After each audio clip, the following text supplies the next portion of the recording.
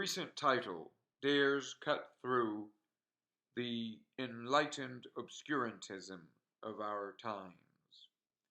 Medieval Teachers of Freedom. From its preface. Our intellectual historians have tended to paint thought as safe, grounding it in mechanisms, neurobiological, psychopathological, social, historical, and so forth, stripped of any miraculous or mysterious grounding, as opposed to outright absurdity. De facto, they have systematically traded the eternal ideas, natural ends, and desire heralded by classical antiquity for Kantian-like ideals, values, and wishes. The biblical God that early modern anti-theological ideologues of freedom had condemned as too dangerous, and that later modern existentialist prophets of anti-Christian atheism could afford reproaching for having inauthentically shielded people from danger, can be recycled today as an innocuous object of decor for a society of universal commodification, where safety comes to be identified with a supreme good.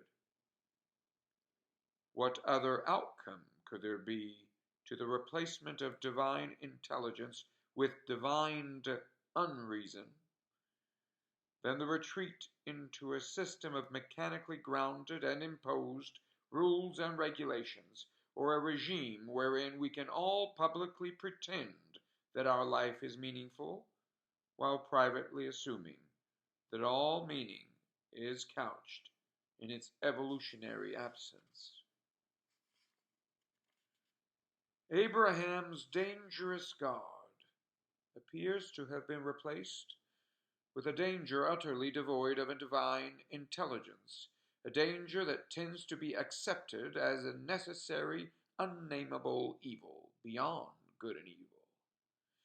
And this, in the name of a new safety provided by technology and its purported underpinning evolutionary mechanisms, a safety or salvation that comes to be upheld as enemy of all danger, which consequently comes to be shunned, both privately and publicly, until our daily life remains alienated from the two greatest dangers of all, thought and love. The upshot of the modern rejection of the medieval art of relating to the divine perfection of our being in dialogue emerges as the modern, postmodern, or rather transmodern establishment of a new life essentially thoughtless and loveless, where thought is replaced by an opinion-making machine and love by marketable compulsion. Hence the contemporary crisis of freedom, despairing of any natural end of freedom.